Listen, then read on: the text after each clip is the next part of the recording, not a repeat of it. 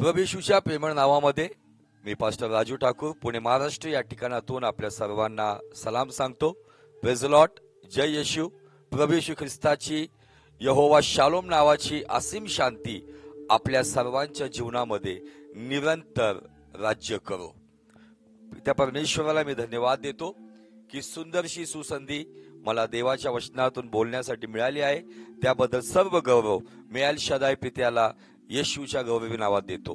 त्याचप्रमाणे मी Jesus India TV चॅनलचे पण आभारी आहे की एक उत्तम असा मंच, एक सुंदर प्लॅटफॉर्म देवाच्या वचनाची सेवा करण्याचा मला मिळाला. त्याबद्दल मी जीसस इंडिया टीव्हीचा पण आभारी आहे.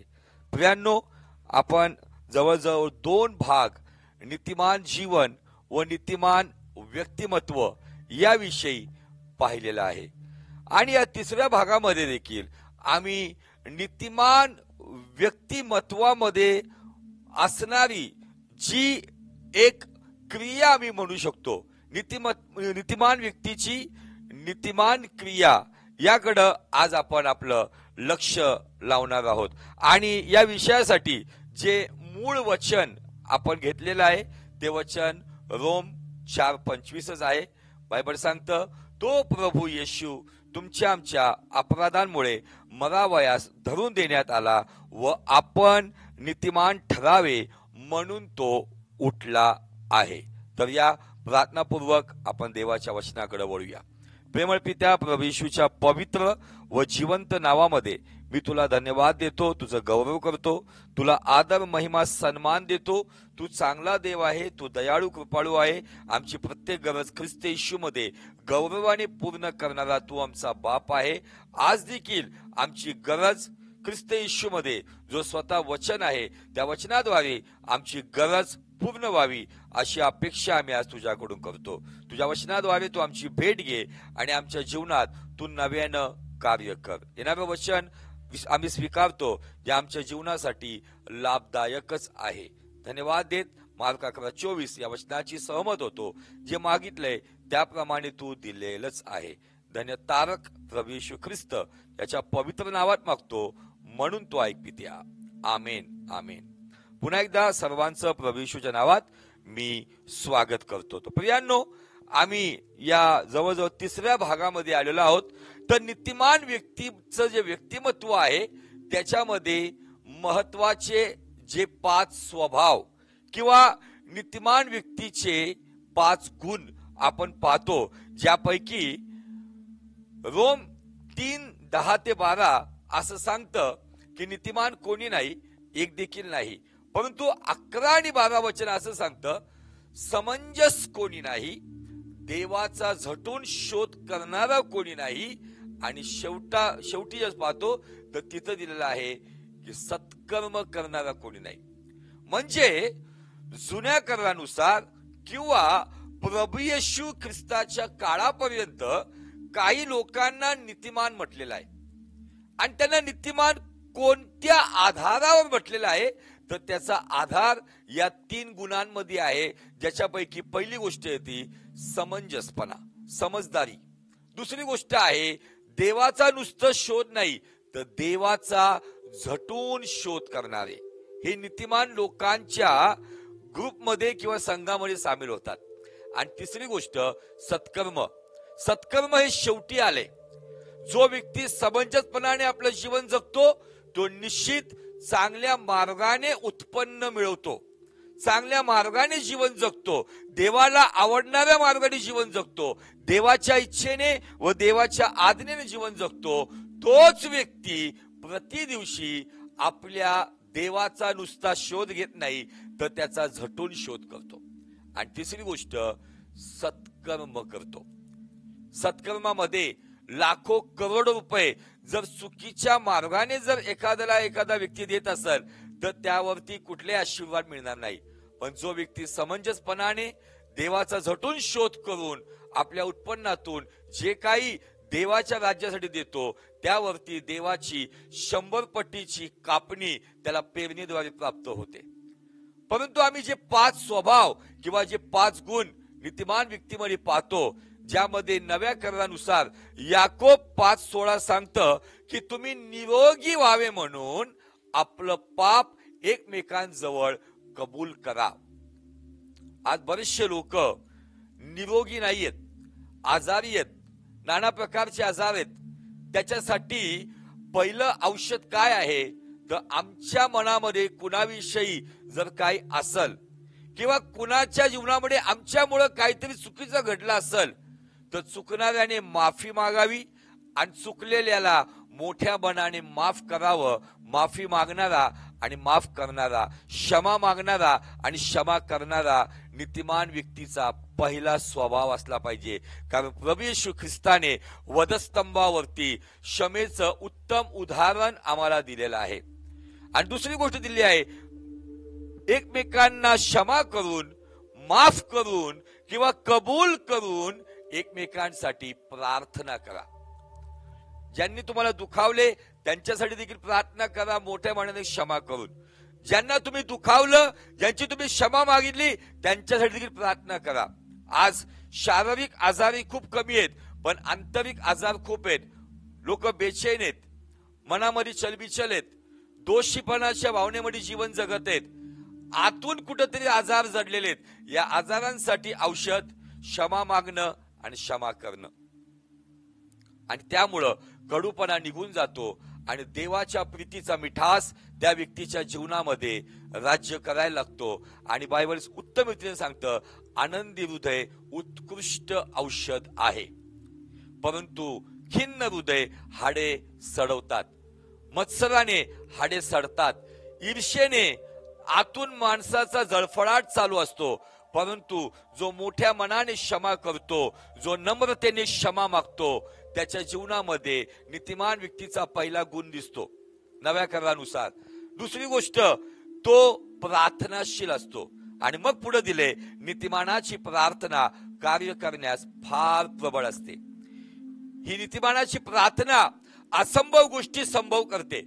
ही नीतिमानाची प्रार्थना स्वर्गातून त्याला उत्तर मिळवून देते. ही नीतिमानाची प्रार्थना अलौकिक गोष्टी करते. आज तुमच्या आणि माझ्या प्रार्थनेला जर उत्तर मिळत नाही तर कुठंतरी आपल्या जीवनाला तपासा. का मी नीतिमान जीवन जगत आहे का? का माझ्यामध्ये नीतिमान व्यक्तिमत्व आहे का? नीतिमान व्यक्तिमत्वामधला जे 5 स्वभाव आहेत, ज्याच्यापैकी पहिला स्वभाव, का मी क्षमाशील आहे का? का मी प्रार्थनाशील आहे का? आणि त्यानंतर रोम 3:11-12 मध्ये असणारा समंजसपणा, देवाचा झटून शोध आणि मग शेवटी सत्कर्म. या 5 गोष्टी नीतिमान व्यक्तीच्या व्यक्तिमत्वामध्ये असणारे 5 गुण किंवा 5 स्वभाव आहेत. या 5 स्वभावावरती 5 पदरी सेवा आधारित आहे. 5 पदरी सेवेमध्ये जे प्रभूचे सेवक चालले आणि चालत आहेत ते क्षमाशील आहे. म्हणून 5 पदरी सेवेमध्ये असणारा ज्याला अपोस्टलिक अनॉइंटिंग किंवा प्रेषितीय अभिषेक कधी ऍक्टिव्हेट होतो? आमच्यामध्ये प्रेषितीय अभिषेक कधी काम करेल?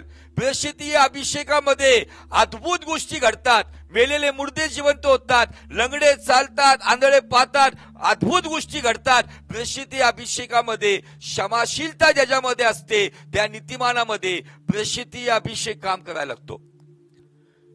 प्रेषितीय अभिषेकानंतर येतो भविष्यवक्त्याचा अभिषेक. आजकाल जे भविष्यवक्त्याचा अभिषेक आहे ते फक्त रोटी कपडा मकान, फक्त मनुष्याच्या संतुष्टीसाठी असणाऱ्या भविष्यवाणी आहेत, जे केवळ कानाला चांगले वाटतात आणि मनाला गोड वाटतात.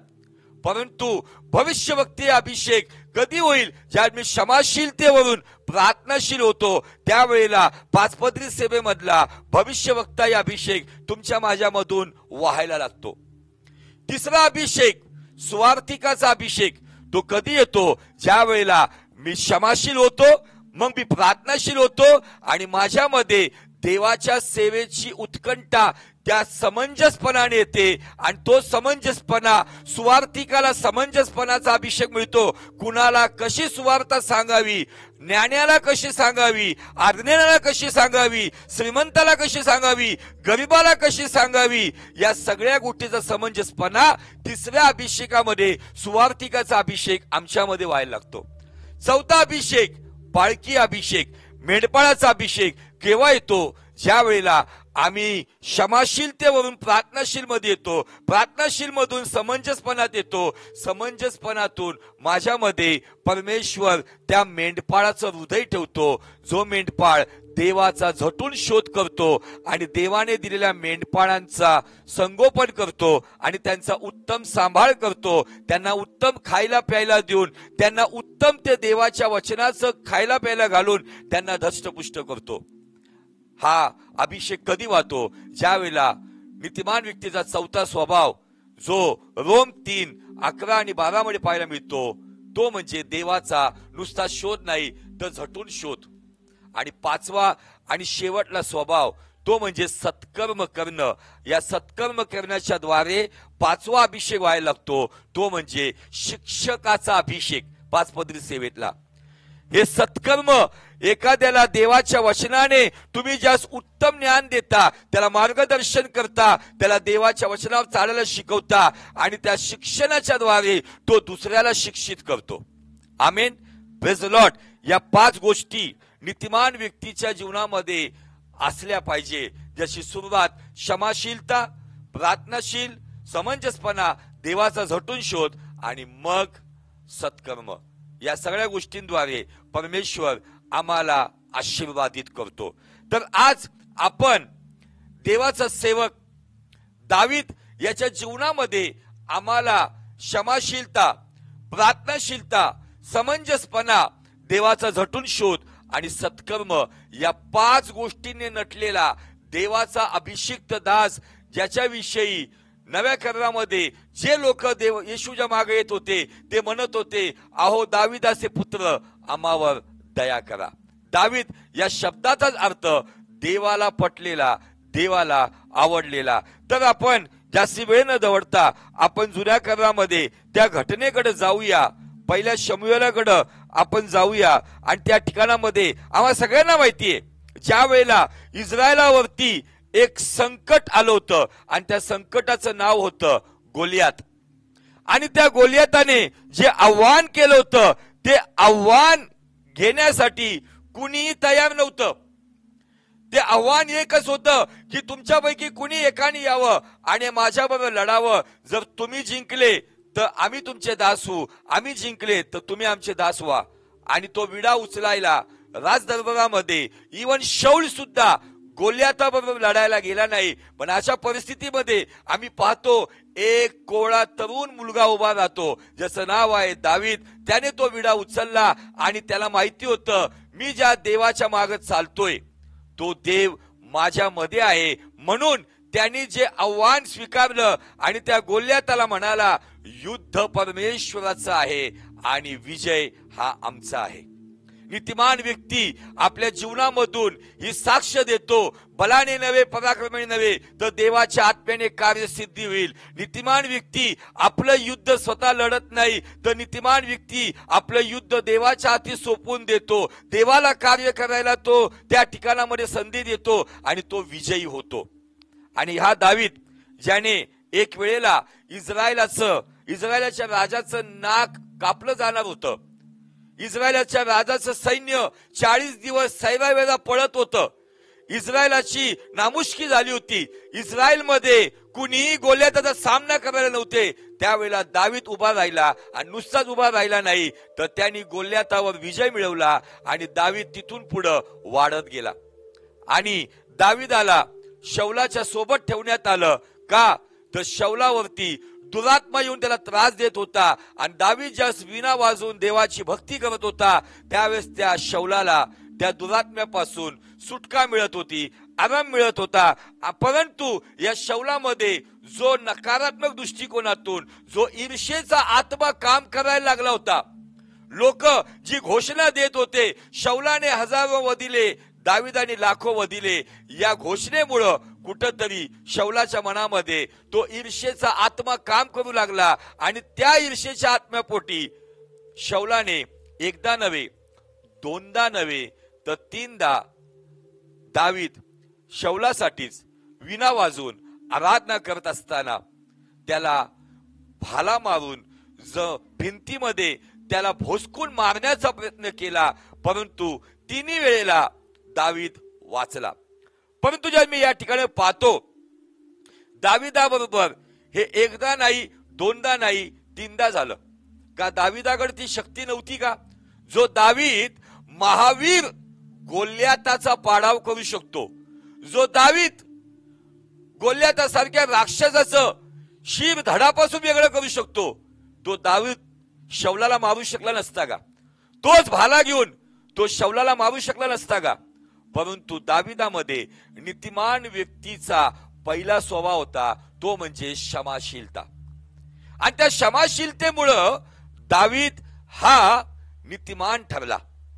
आणि तिसऱ्यांदा ज्या वेळेला त्याला भाल्याने भोसकून मारण्याचा, भिंतीला खिळून मारण्याचा शौलाने प्रयत्न केला, परंतु दावीद तिथून निसटून गेला आणि तिथून त्याने पलायन केलं. पलायन केल्यानंतर दावीद योनातानची भेट घेऊन तो रानामध्ये पळून गेला. इस्रायल राष्ट्राचा सेनापती लेवलवरचा व्यक्ती होता, राजाचा राईट हँड होता, परंतु तोच राजा त्याच्या जीवावर उठला होता. त्या राजासाठी त्याने अनेक युद्ध जिंकले होते, परंतु तोच राजा त्याच्या जीवावर उठला असताना दाविदाने आपल्या शक्तीचा उपयोग जो गोल्याताच्या विरुद्ध केला होता, त्या शक्तीचा उपयोग त्याने शौला विरुद्ध केला नाही. तिथून तो निघून गेला. मला सांगू द्या, नीतिमान व्यक्तीमध्ये एक खूप चांगला स्वभाव आम्हाला पाहायला मिळतो. तो जशास तसं वागत नाही, तो देवाला कार्य करू देतो. जरी वरिष्ठाने कनिष्ठाला दुखावलं तर कनिष्ठ व्यक्ती बदल्याच्या भावनेत जात नाही. हा नीतिमान व्यक्तीचा स्वभाव आहे. नव्या करारामध्ये एका व्यक्तीची ओळख केलेली आहे जो नीतिमान आहे, आणि तो म्हणजे प्रभू येशू ख्रिस्ताचे वडील. आणि त्याच्याविषयी काय सांगितलंय थोडस मी त्या गोष्टी सांगून पुन्हा मी तुम्हाला दावीद आणि शौलाकडे घेऊन येतो. मत्तयाचं शुभवर्तमान याचा पहिला अध्याय वचन 18 पासून पुढे लक्षपूर्वक ऐकूया. मत्तय पहिला अध्याय वचन 18 पासून पुढे. येशू ख्रिस्ताचा जन्म या प्रकारे झाला. त्याची आई मरिया हिचे योसेपास वागदान झाल्यावर त्यांचा सहवास होण्यापूर्वी ती पवित्र आत्म्यापासून गर्भवती झालेली दिसून आली. तिचा पती योसेफ हा नीतिमान होता. पर्टिक्युलर मेन्शन केलेला आहे की तो नीतिमान होता. मग रोम 3:10 प्रमाणे आम्ही कसं म्हणू शकतो नीतिमान कोणी नाही, एक देखील नाही? तो नीतिमान का होता त्याचं कारण आम्हाला पाहायला मिळतं. तिचा पती योसेफ नीतिमान होता. तिची बेअब्रू करण्याची त्याची इच्छा नसल्याने म्हणून तो गुप्तपणे तिला सोडण्याचा विचार करू लागला. नीतिमान व्यक्ती कुणाची बेअब्रू करत नाही. नीतिमान व्यक्ती कुणाची बदनामी करत नाही. नीतिमान व्यक्ती कुणाविषयी चुकीच्या अफवा पसरत नाही. नीतिमान व्यक्ती निंदेमध्ये पडत नाही. आणि ही गोष्ट नव्या करारामध्ये आम्हाला प्रभू येशू ख्रिस्ताचा वडील होण्यासाठी ज्याची निवड केली होती योसेपामध्ये आम्हाला ही गोष्ट पाहायला मिळते. आणि तीच गोष्ट आम्हाला दाविदामध्ये देखील पाहायला मिळते. दावीद जर गोल्याताचा पाडाव करू शकतो, गोल्याताचा शिरकलम करू शकतो, तर तो दावीद का शौलाला मारू शकत नाही का? परंतु बायबल सांगतं दावीद तिथून पळाला. आणि तो पळाल्यानंतर एनगेदी नावाच्या जंगलामध्ये तो एका गुहेमध्ये लपला असताना शौलाला राहवलं नाही. शौलाला हे नाही वाटलं जाऊ द्या दावीद पळून गेला आपल्यापासून, पण शौलाने आणखी त्या ठिकाणामध्ये जवळजवळ 3000 लोकांचं सैन्य घेऊन एकट्या दाविदाचा पाठलाग केला. कोणता दावीद? त्याच दाविदाने त्याचं राज्य वाचवलं. कोणता दावीद? त्याच दाविदाने त्याला अनेक लढाया जिंकून दिल्या. त्याचे उपकार त्याच्यावर होते, परंतु ईर्ष्येपोटी त्याने ते उपकार विसरला आणि ज्याने आपला बचाव केला त्यालाच मारण्यासाठी तो निघाला. आणि बायबल सांगतं पहिले शमूएल 24 अध्याय आणि वचन 4 पासून पुढे आपण लक्षपूर्वक ऐकूया. तेव्हा दाविदास त्याचे लोक म्हणाले, परमेश्वराने आपणाला सांगितले होते की पहा मी तुझा शत्रू तुझ्या हाती देईल, मग तुला वाटेल तसे त्याचे कर. हे घडून येण्याचा दिवस आज प्राप्त झाला आहे. वास्तविक ज्या गुहेमध्ये दावीद होता त्याच गुहेमध्ये शौल येऊन झोपला होता. दावीद थोडा आतल्या बाजूला होता, शौल बाहेरच्या बाजूला होता. ज्याचं उदाहरण आम्हाला पहिले शमूएल 24:2 मध्ये पाहायला मिळतं. तेव्हा शौल सर्व इस्रायलातून 3,000 लोक निवडून घेऊन रान बकऱ्यांच्या खडकावर दाविदाच्या व त्याच्या लोकांच्या शोधास गेला. वाटेने जाताना तो एका मेंढवाड्यापाशी आला. तिथे एक गुहा होती. तिचा आत शौल भयदशेत गेला. गुहेच्या अगदी आतल्या बाजूस दावीद व त्याचे लोक बसले होते. म्हणजे गुहेच्या एकदम शेवटी दावीद आणि त्याचे लोक होते आणि गुहेच्या सुरुवातीला शौल होता. आणि शौल त्या ठिकाणामध्ये निजला असताना, झोपला असताना दाविदाचे लोक म्हणतात की तुमचा शत्रू तुमच्या हातात देवाने दिलाय. आणि हे सगळं ऐकल्यावरती ज्या वेळेला पुन्हा आपण पहिले शमूएल 24:4 कडे आलो तर सुंदर गोष्टी तिथून पुढे पाहायला मिळतात. असं लिहिलंय, तेव्हा दाविदास त्याचे लोक म्हणाले, परमेश्वराने आपल्याला सांगितले होते की पहा, मी तुझा शत्रू तुझ्या हाती देईल, मग तुला वाटेल तसे त्याचे कर. हे घडून येण्याचा दिवस आज प्राप्त झालाय. तेव्हा दाविदाने उठून शौलाच्या झग्याचा काठ हळूच कापून घेतला. जर तो शौलाच्या झग्याचा काठ कापून घेऊ शकतो तर तोच दावीद शौलाचा गळाही चिरू शकतो. परंतु नीतिमान व्यक्तीला जरी शत्रूचा दुर्बल भाग किंवा शत्रूचा वीक पॉइंट जरी त्याच्या हातात आला तरी नीतिमान व्यक्ती शत्रूचं नुकसान करत नाही. याचं उत्तम उदाहरण आहे, कारण नीतिमान व्यक्ती हा क्षमाशील असतो, प्रार्थनाशील असतो, समंजस असतो, देवाचा झटून शोध करतो आणि सत्कर्म करण्यात आनंद घेतो. आणि या ठिकाणामध्ये आम्ही पाहतो की शौलाच्या झग्याचा काठ कापून घेतल्यावर दाविदाचं मन त्याला खाऊ लागलं. दावीद तरी सुद्धा शौलावर प्रीती करतोय. त्याला वाईट वाटलं की मी देवाच्या अभिषिक्ताच्या वस्त्राचा काठ कापून घेतोय. दाविदाचं मन खाऊ लागलं. आजच्या जगातला माणूस काय म्हटला असता, अरे हाच व्यक्ती तुझ्या जीवावर उठलाय ना, याच व्यक्तीने तुझे उपकार विसरले ना, हाच व्यक्ती 3,000 लोक घेऊन तुला मारायला आलाय ना, आता इतकी मोठी सुवर्ण संधी असताना तू त्याला मारत नाहीये आणि तुझं मन कसरू लागले. नीतिमान व्यक्ती वाईट करण्यासाठी कधी धावत नाही. नीतिमान व्यक्ती शत्रूचंही नुकसान करताना त्याला मनामध्ये वेदना होतात, त्याला मनामध्ये दुःख होतात. कारण म्हणूनच येशू ख्रिस्ताने वधस्तंभावर क्षमेचा संदेश दिला. ज्यांनी त्याच्या हातात खेळ ठोकले, ज्यांनी त्याच्या डोक्यात काट्यांचा मुकुट ठोकला, ज्यांनी त्याच्या पायात खेळ ठोकले, ज्यांनी त्याला रक्तबंबाळ केलं, क्रूस खांबावर चढवलं, त्या लोकांसाठी प्रभूकडे तो प्रार्थना करतो. पित्याला म्हणतो यांची क्षमा कर, कारण हे काय करतात त्यांना कळत नाही. आणि त्या येशू ख्रिस्ताला पेत्र नीतिमान पुरुष म्हणतो. त्या प्रभू येशू ख्रिस्ताला इब्रिकराचा लेखक काय म्हणतो, तो नीतिमान न्यायाधीश. पौल त्याला नीतिमान न्यायाधीश म्हणतो. नीतिमान व्यक्तीमध्ये सूड घेण्याची भावना नसते. नीतिमान व्यक्ती सूड घेत नाही. त्याला माहितीये सूड घेणं परमेश्वराकडे आहे.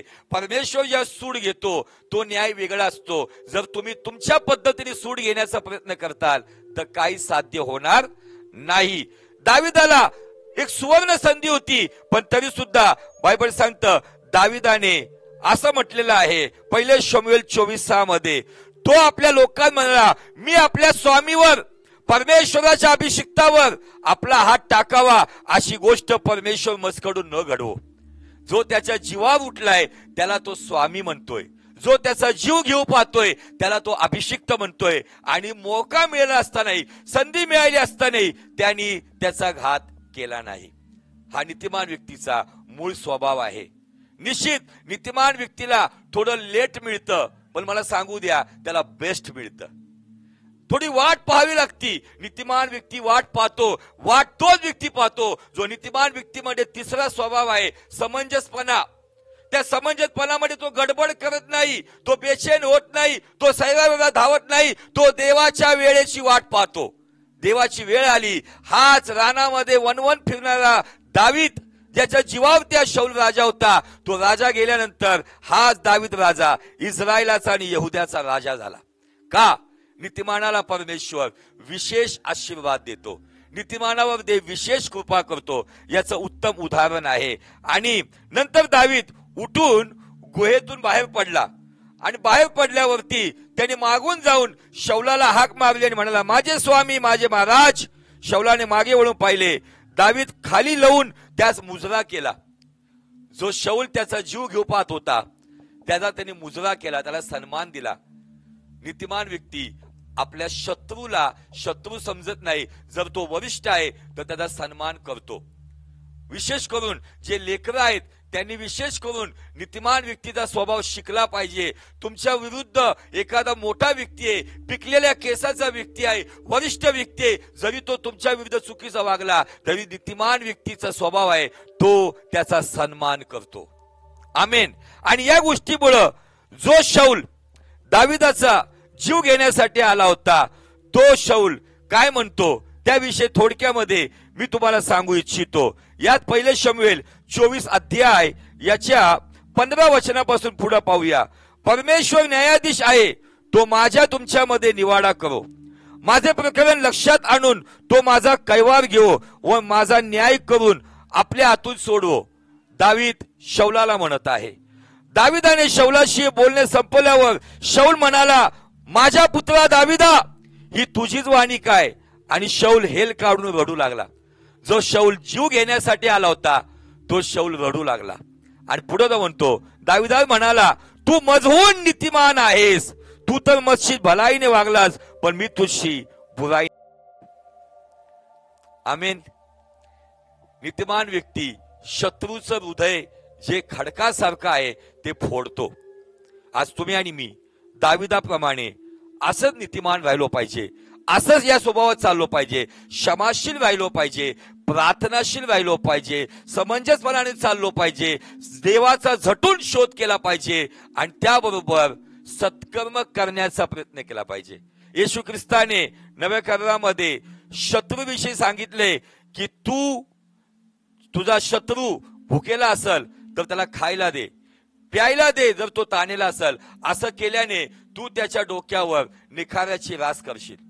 तो शत्रू तुमच्यामुळे बेचैन झाला पाहिजे, मी याच्याबरोबर कसा वागलो, पण ही व्यक्ती माझ्याबरोबर येशू ख्रिस्ताच्या प्रीतीने वागत आहे।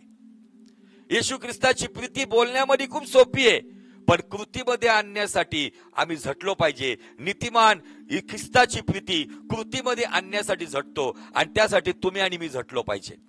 दाविदाने एक उत्तम संदेश आज आम्हाला दिलेला आहे। म्हणून दाविदाला शौल म्हणतो की तू माझ्याहून नीतिमान आहे। आज तुमची आणि माझी साक्ष या अन्य जातीने दिली पाहिजे, या विधर्मी लोकांनी दिली पाहिजे की हे जशाच तशा चालणारे नाही, तर हे क्षमाशील लोक आहे। आम्ही वाईट केलं तरी प्रार्थना करणारे लोक आहेत। आमची ओळख अशीच असली पाहिजे। प्रभू करो नीतिमान व्यक्तीचं व्यक्तिमत्व जे क्षमाशीलतेने, प्रार्थनाशीलतेने, समंजसपणाने, देवाचा झटून शोध करण्याने आणि सत्कर्म करण्याने तुमच्या जीवनामध्ये सदैव क्रियाशील असो। या आपण प्रार्थना करूया आणि देवाकडून अनुग्रह मागूया। स्वर्गीय पिते, आम्ही तुझे आभार मानतो, तुझी स्तुती करतो, तुझी आराधना करतो। खरोखर बाप्पा, आज आम्ही या नीतिमान व्यक्तिमत्वामध्ये असणारे 5 स्वभाव नव्याने शिकलो आणि विनंती करतो देवाच्या पवित्र आत्म्या येशूच्या नावात आम्हाला सदैव क्षमाशील तू ठेव। क्षमा मागणं, क्षमा करणं ही आमच्या जीवनाची मूळ मुख्य गोष्टी असू दे। आम्ही आमच्या सतवणाऱ्या व्यक्तीसाठी देखील प्रार्थना कराव्यात, आम्ही समंजसपणाने निर्णय घ्यावेत, आम्ही देवाचा शोध प्रतिदिवशी झटून घ्यावा आणि त्याप्रमाणे त्या पद्धतीने आम्ही सत्कर्म करावं अशी कृपा तू आमच्यावर कर। धन्यवाद देतो आमच्यावर बोलल्याबरोबर। प्रार्थना करतो प्रभू, जे आज पाहणारे आहेत, पाहणाऱ्यांपैकी कुणी आजारी असेल, सर्व प्रकारचे विकार, heart disease, stomach disease, bone disease, brain disease, blood disease, सर्व प्रकारचे विकार येशूच्या नावात निघून जाऊ दे। 1 पेत्र 2:24 प्रमाणे येशू तुला बतला माराच्या वेळेने हे सर्वजण निरोगी आहे, मी विश्वासाने क्लेम करतो, जाहीर करतो की प्रभू येशू तू त्यांना आरोग्य दिलेलेच आहे। कुणी कर्जात असेल त्यांचे बरकतीचे दरवाजे उघड आणि त्यांना कर्जमुक्त कर। कुणी निसंतान असेल, वांज असेल, त्यांची पूस वाहती करून त्यांना संततीचा आशीर्वाद तू दे. कुणी आपल्या कुटुंबामध्ये अस्वस्थ असेल, तुझी यहोवा शालोम नावाची शांती देऊन तुझा स्वर्गीय आनंद त्यांच्या जीवनात दर. प्रत्येक कुटुंब आशीर्वादित कर, प्रत्येक भावा बहिणीला आशीर्वाद कर, प्रत्येक सेवक आणि सेवा आशीर्वादित कर आणि त्यातून तुझं गौरव होऊ दे. सर्वांना तुझ्या अधीन स्वाधीन करत तुझ्या रक्ताच्या आवरणाखाली घेत पिता पुत्र पवित्र आत्म्याच्या नावात आशीर्वाद करतो. मार्क 11:24 या वचनाची सहमत होतो. जे मागितले त्याप्रमाणे तू दिलेलंच आहे. धन्य तारक प्रभू येशू ख्रिस्त याच्या गौरवी नावात मागतो, म्हणून तो ऐक पित्या. आमेन, आमेन, आमेन.